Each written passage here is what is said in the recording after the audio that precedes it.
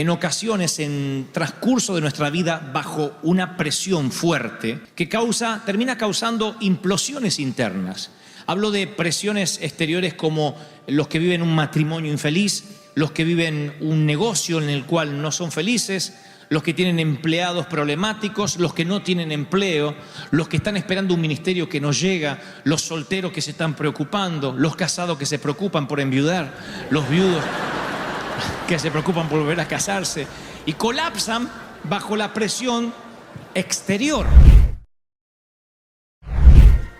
Que el 10 de abril de 1963, cuando yo faltaban como 20 años para que naciera, no entiendo la risa, uno de los primeros submarinos nucleares en Estados Unidos estaba siendo probado para determinar su capacidad de soportar las presiones justamente en la profundidad del océano. Se llamaba Trilliadora, era el nombre que le habían dado militarmente.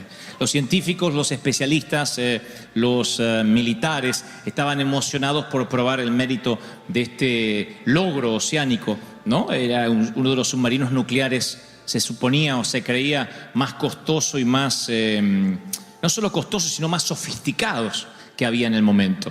Y este era el último paso, el más crítico, porque se iba a convertir en un aditamento para las fuerzas militares armadas en Estados Unidos. Y mientras que estaban todas las celebridades allí, el presidente de la República, insisto, 1963. Se transmitía por cadena nacional, el submarino comenzó a sumergirse alcanzando profundidades que nunca antes habían intentado, y a medida que iba bajando, algo les empezó a preocupar, puesto que perdieron contacto en primer lugar con la radio y luego con el radar, lo cual les sorprendió. Se escuchaban al principio algunos ruidos de estáticas y después algunas cosas incoherentes y se preocuparon. Fueron 3 o 4 minutos de mucho silencio y preocupación, de zozobra, y entonces una nave de mar profundo fue despachada al lugar donde había sido perdido el contacto, y llegando a la escena, así lo describe el periodismo de la época, dice: parecía como unas manos gigantescas lo habían arrugado al submarino. En un ataque de ira, dice, como un periódico viejo. Y luego de recoger experiencias y identificar por qué había ocurrido esto, arribaron a la siguiente conclusión. Había fallado la soldadura de uno de los mamparos del submarino, y el océano, la presión había sido tanta, a tanta profundidad, la presión había sido tan intensa que rompió e hizo añicos el submarino, causando una implosión. O sea, se metió el océano adentro y causó una implosión. Murieron 129 hombres. 129 víctimas quedaron en el fondo del océano para siempre. De allí se acuñó la frase, lo que es la presión de aire negativo o negativa. La presión de aire negativa es cuando la presión exterior es más fuerte que lo que tenemos dentro, que lo que hay dentro. Si es presión de aire positivo, es porque la presión exterior es menor a la presión interior. Pero cuando de afuera la presión es mayor, es una presión de aire negativa. Y esa presión de aire lo que hace, aunque tengamos una moderna tecnología o una gran preparación, siempre termina implosionando. Y cuando leí esta noticia, que obviamente yo no me enteré hasta hace muy poco, tal vez soy ignorante en el tema, pero acabo de enterarme hace un par de días, el Espíritu Santo me mostraba y me decía que similar a esto, muchos de nosotros hemos estado viviendo en ocasiones en transcurso de nuestra vida bajo una presión fuerte que termina causando implosiones internas. Hablo de presiones exteriores como los que viven un matrimonio infeliz, los que viven un negocio en el cual no son felices, los que tienen empleados problemáticos, los que no tienen empleo, los que están esperando un ministerio que no llega, los solteros que se están preocupando, los casados que se preocupan por enviudar, los viudos que se preocupan por volver a casarse, y colapsan bajo la presión exterior. La presión exterior es como que hay toda una corriente que nos dice: es por acá donde tenemos que ir. Voces que no paramos de oír. Yo pensaba, si un submarino con tanta tecnología, tan caro, con todo lo que en la época se podía brindar, de pronto colapsó, implosionó por una pequeña rajadura. Me pregunto si en la vida no nos pasará exactamente igual, si no tendremos pequeñas grietas por donde de pronto la presión es tan intensa que no lo soportamos. Hay una palabra para la iglesia esta mañana y es que hay muchas personas aquí viviendo presiones muy fuertes en distintos niveles y dicen: pastor, yo no puedo más, me estoy por rendir, no aguanto más. La presión puede ser, insisto, por una enfermedad, puede ser por una mala relación. La presión es lo que de afuera es un ataque constante y de dentro lo que hace es, literalmente es implosionar, o sea, llenarnos de estrés, de preocupación, y a veces se somatiza eso, a veces se traspasa al físico. La parte almática y la parte espiritual afecta a lo físico. La Biblia dice en Romanos 12:2, la Biblia versión Phillips dice: no permitas que el mundo alrededor te apriete en su propio molde. Oigan, no permitas que la presión externa te apriete, sino deja que Dios te rehaga, de modo que toda tu actitud mental sea cambiada. Así probarás en la práctica que la voluntad de Dios es buena. Romanos 12:2. Tener a Cristo en el corazón no es simplemente un distintivo que te pone como cristiano, sino que tener a Cristo es que su presencia te llena y es más fuerte lo que hay adentro que la presión exterior. Es más fuerte lo que tienes dentro. Por eso no te puede pasar lo del submarino nuclear nunca, porque es tanto lo que Dios te llena y te va llenando y te va llenando, que de pronto la presión interna es más fuerte que la externa. Tengo base bíblica para esto. Primera de Juan 4:4 dice: mayor es el que está en nosotros. Alguien tiene que decir amén. Que el que está afuera, que el que está en el mundo es mayor. O sea, si estás en las profundidades y dice: pastor, vine pero estoy en las profundidades, estoy tapado de algas. Si estás en las profundidades, no te rindas. Porque cuando salires a la guerra y te encontrares con un pueblo más grande que tú, no tengas temor, porque yo, Jehová, peleo las batallas por ti, dice el Señor. Yo estoy contigo. ¿Lo creen, sí o no? Ahora, yo decía hoy, hay un punto en nuestra vida donde nos damos por vencidos, donde decimos: no puedo más. Esto nos pasa a todos los mortales, a todos los seres humanos. Hay momentos, yo le llamo el punto de resignación. Todos tenemos un punto de resignación, donde nuestra paciencia llega hasta cierto nivel y después decimos: no puedo más. Y no está mal que tengamos un punto donde no podamos más. No está mal, porque hay un momento donde somos humanos y necesitamos derrumbarnos en la cama y decir: Señor, ayúdame. No tenemos que ser superhéroes toda la vida. Hay momentos que podemos llorar, aún siendo hombres, los varones. Hay momentos que podemos decir: no puedo más, estoy triste. Eso no está mal, porque somos humanos, somos cuerpo, alma y espíritu, tripartito. El tema es que hay alguien que te observa, hay alguien que cuidadosamente graba tus puntos de renuncia, de resignación, y es Satanás. Él tiene mucha paciencia y sabe que hay un momento en que nosotros nos rendimos. ¿Y qué hace? Él sabe que tiene que levantar oposición. No puede detener nada de lo que Dios nos quiere dar. Pero como les dije hace un fin de semana atrás, el viernes, el diablo no puede robarte tu ministerio, pero puede quitarte el gozo de servir. No puede robarte la salvación, pero puede robarte el gozo de la salvación. Y de pronto transformarte en alguien aburrido, triste, donde la presión externa es tan fuerte que por una pequeña grieta que todos podemos llegar a tener, se mete el océano externo y un día estás deprimido, angustiado y no sabes por qué. Pero hay algo que, insisto con esto, yo no creo en eso de que necesariamente porque mi abuelo era un sinvergüenza, la sinvergüenzasura está dentro del corazón. No, acabo de inventar esa segunda palabra. Yo no creo que porque era vago tu tatarabuelo, la vagancia corre por tus venas. No, yo creo que cuando venimos a Cristo somos nuevas criaturas y las cosas viejas pasaron. Y aquí el Señor hace todas las cosas nuevas, pero eso no nos quita la cultura, eso no nos quita la educación, eso no nos quita que lo que nos enseñaron permanece por años. Y entonces uno tiene que enfrentarse a la cultura, y la cultura nos presiona. Por ejemplo, mi papá siempre me dijo que yo tenía que comprar, que rentar, alquilar se dice en Argentina. Rentar es tirar el dinero. en cualquier cosa. Eso es tirar dinero. Y le digo, ¿qué pasa si uno no puede comprar y tiene que rentar? Es tirar dinero. Y su mentalidad se me metió, había una presión externa. Mi submarino, que era chiquitito, yo era un submarinito de 10 años, se sumergió en el océano de los Goebbels. Y los Goebbels empezaron a decir, si quieres tener algo tienes que tener lo propio, si renta eres pobre. Los Goebbels me presionaron con un montón de frases que no tenemos, no hay, no se puede. Y Dios tenía que sanear eso en mi corazón. Papá me decía siempre que todo lo que podía lograr era con trabajo. Y se lo agradezco, porque creo que el que no trabaja, que no coma, dice Proverbios. ¿Sabían que decía eso la Biblia? Sí, llévenselo para algún marido. El que no trabaja, que no coma. Les voy a poner en pantalla a mi papá. ¿Quieren conocer a mi papá? Este es mi papá tal como lo conoció mi mamá en un baile. Dice, sí. Dice que el viejo, no era viejo ahí, tenía 24, 23 años, le guiñó un ojo así y le dijo, ¿estás sola? Y antes iba al baile con la mamá, acompañada. Así que le hizo así como diciendo, a la vieja no, a usted. Y la sacó a bailar. Ahí van a ver a mi papá en pantalla ahora. Ese es mi papá. No entiendo qué pasa, que un poco me ofende, como diciendo, ¿y ese hijo tuvo con ese?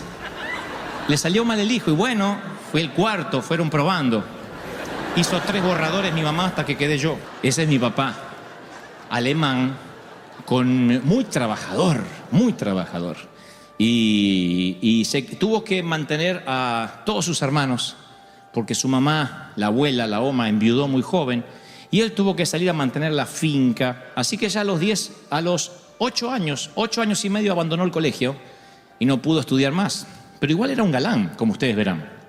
Parece un galán de México, ¿no es cierto? Esos galanes de novelas mexicanas antiguas.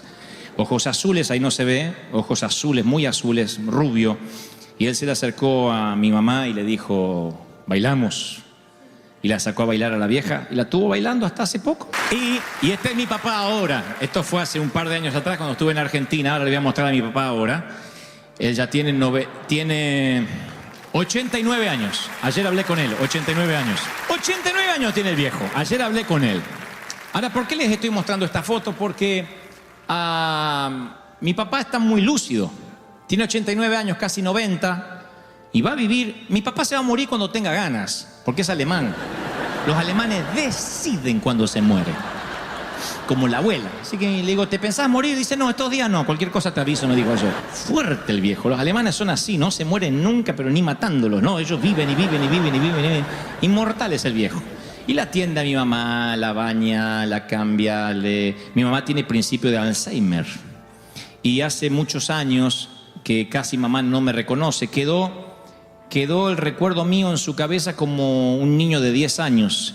Y cada vez que le hablo me dice, ¿y fuiste al colegio, Dantecito? ¿Fuiste? ¿Hiciste la tarea? Mamá, no hago más tarea. Ay, te van a echar del colegio, dice. No puede verme grande. Entonces obviamente no puedo tener muchas charlas. De papá heredé una cosa, heredé la cultura de trabajo. Si ustedes me dicen, ¿qué es lo primero que se te viene a la mente de tu papá? Y es verlo a las 5 de la mañana todos los días de su vida, feriado o no feriado, a las 5 de la mañana preparándose un té caliente y yéndose a la carpintería a trabajar, esperando la jubilación. Él la esperó la jubilación desde los 23 años. Sin sueños, sin grandes proyectos. Es un ebanista, un genio para la madera, o lo era por lo menos, pero nunca quiso arriesgar. Yo un día le pregunté si uno podía tener sueños y me dijo, hoy los Goebbels no tenemos muchos sueños, hay que salir, agachar el lomo, que es una frase, una forma argentina de decir hay que trabajar como burro.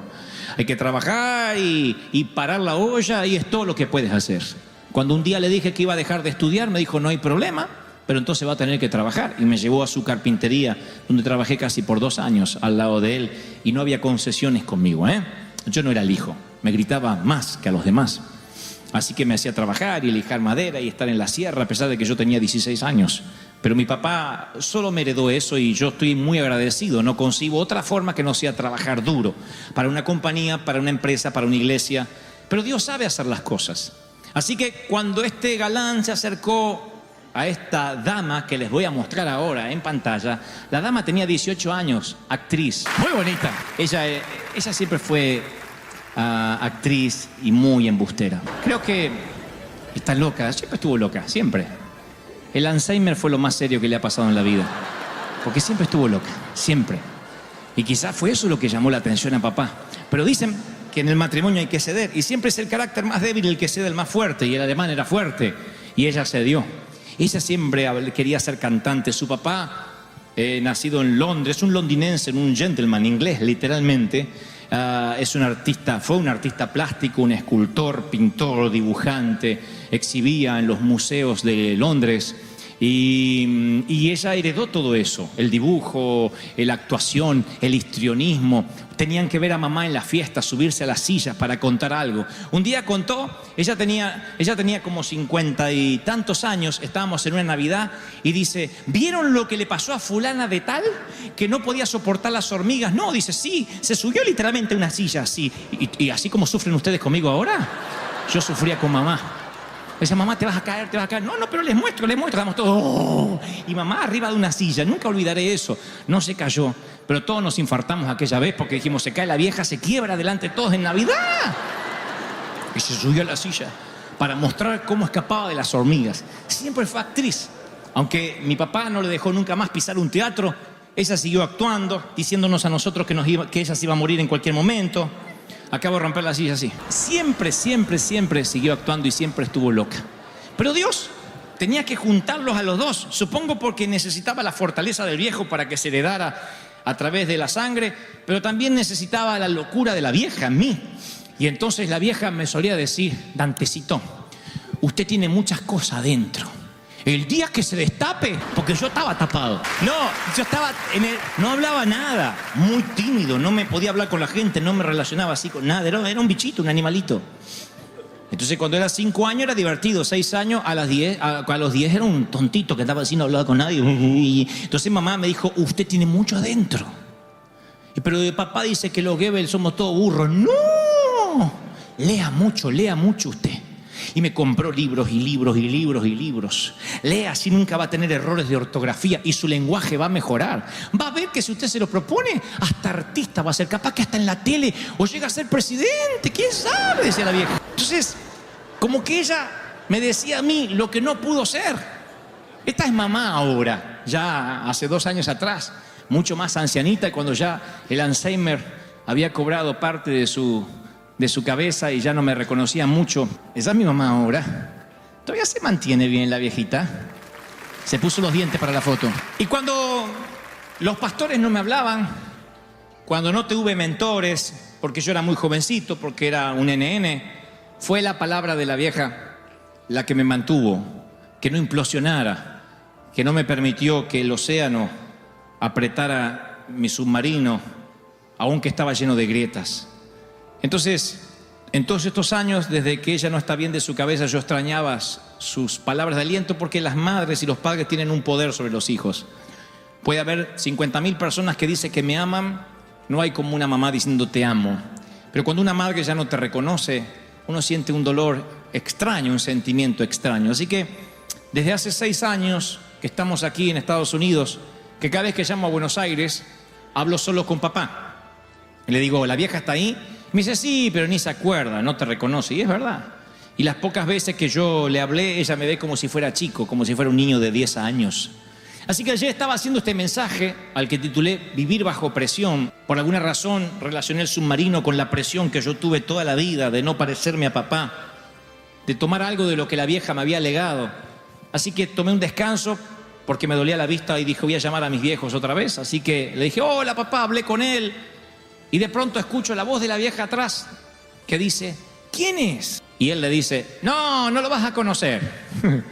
Él es muy sutil para decir las cosas, el alemán. Y le digo, no me conoce. No, si dice, no conoce ni a tu hermano cuando viene, no conoce, está perdida.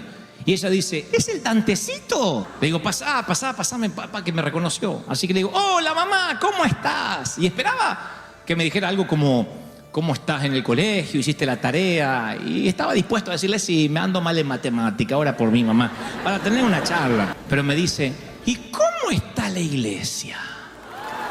Entonces le digo, bien. Le digo, bien, mamá, somos muchos. Son muchos, sí. Ahora nos vamos a un lugar más grande. Le digo, vamos, no le voy a decir arena porque piensa que vamos a estar en una iglesia en la playa.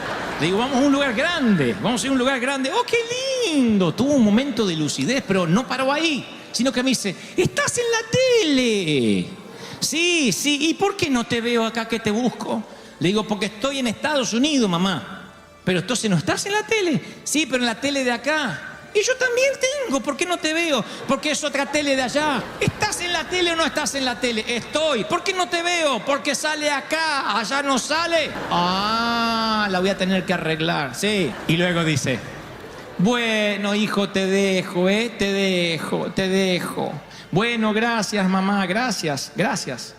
Y antes de cortar me dice, el día que te destapes, que salga lo de adentro, porque tenés tantas cosas. Esa es la frase de mi madre. De haber seguido con la lucidez, ayer le hubiese dicho que ya me destapé.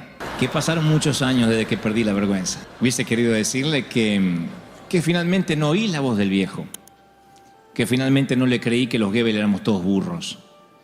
Que no estaba condenado a rentar y que por eso me iba a volver pobre. Hubiese querido decirle que, así como ella, bajito a veces me decía, cuando yo era chico, todo lo que tengas, hacelo, que no te presionen. Y miraba así como diciendo el viejo. Hubiese querido decirle que yo sí le creí a Dios y que nunca perdí esa beta artística y que seguí siendo loco y que moriré loco como la vieja. Hubiese querido decirle tantas cosas, pero lo más lindo hubiese sido decirle algo como, ¿sabes? La presión no me hizo colapsar. Finalmente Dios cumplió o está cumpliendo su propósito en mí. Dios lo está haciendo, mamá, lo has logrado, has hecho algo bien. Pero interpreté de que ya no me reconocía, fue solo un momento de lucidez porque luego empezó a hablar ciertas incoherencias y dije, pásame con papá, y dejó el teléfono y papá volvió y dijo, ¿viste? No sabe lo que está diciendo. Le digo, sí, dijo que me voy a destapar y que tengo que sacar todo lo de adentro. Pero ni sabe lo que dice. Le digo, sí, papá, me lo decía de chico, vos no oías. Pero eso me lo decía de pequeño y me lo volvió a decir. Entonces pienso que a veces Dios nos da esos regalos para que recordemos de dónde nos sacó, de dónde Dios nos transformó, cómo nos fue procesando y que mayor es lo que Él puso dentro que todo lo que hay alrededor. No importa si vienes de México, de Colombia, de El Salvador, de Honduras, de Argentina. Dios, como esos autos de colección, esos autos viejos que agarran los coleccionistas y lo transforman en un auto caro de colección, Dios te empieza a hermosear y te transforma. Y toma a una persona gris y la ilumina y le llena de color sus mejillas. Y de pronto tus ojos cambian. Y como dije hace un fin de semana atrás, te para derechito, te hace sonreír, te llena de sueños. Y cuando tienes un sueño más grande que tú mismo, un sueño al estilo Dios, un sueño como solo Dios puede darte, te mantiene vivo, te mantiene despierto. Y la presión de las profundidades de la vida no hacen que colapses, no te hace implosionar, hace que puedas abrirte paso en el mundo donde Dios te lleve. Y así estaba yo siendo jovencito, primero abriéndome paso en el mundo de las comunicaciones, más tarde abriéndome paso a los tumbos en el mundo de los predicadores. Y me llamaba un loco y me siguen llamando loco y falso profeta y apóstata, payaso y otras cosas. Pero creo que si mamá vuelve a recordar algo de lo que me decía, dirá, al final lo lograste, te destapaste, eso estaba en ti. Dios dice, hay cosas maravillosas dentro tuyo, que las he puesto desde el vientre de tu madre. No los busques de afuera, están en ti. Solo tienes que buscarla, sacar lo mejor de ti, exacerbar lo más puro y resplandecer. Si no, la orden sería, levántate y refleja. Pero no dice eso, dice, levántate y resplandece. No tienes que reflejar, tienes que resplandecer. Encender el interruptor y resplandecer. Porque ha venido tu luz. ¡Aleluya! Alguien tiene que decir, amén, resplandece. Y esta mañana yo quiero orar por los que han perdido sus sueños, por los que las presiones de la vida le han quitado las visiones, te ha robado el futuro, por aquellos que dicen, sabes, las cosas que me han pasado a lo largo de mi vida me han robado la alegría, me han robado la felicidad, me han robado el disfrutar, el gozo del Espíritu. Y el Señor me dice esta palabra hoy. Aunque los años hayan pasado, aunque mi mamá no esté aquí, te digo la misma palabra. Mayor es lo que hay dentro de ese submarino. Mayor, que aunque haya grietas, te dice el Señor, no vas a resignar, no vas a renunciar, ni el océano entrará en ti, vas a resistir. Y cuando no puedas más, vas a ir al segundo aliento como los deportistas y no te vas a entregar. Me dice el Señor, yo te traje con propósito, yo te gesté desde el vientre de tu madre con un propósito, con un sueño. Y aunque el sueño se tardare, espéralo. Aunque el sueño se tarde, espéralo, porque vendrá, porque se cumplirá, porque yo lo voy a hacer. ¿Cuántos dicen gloria? Gracias por llegar hasta el final. Si esta palabra tocó tu corazón, te animo a seguir escuchando lo que Dios tiene preparado para ti en los siguientes videos.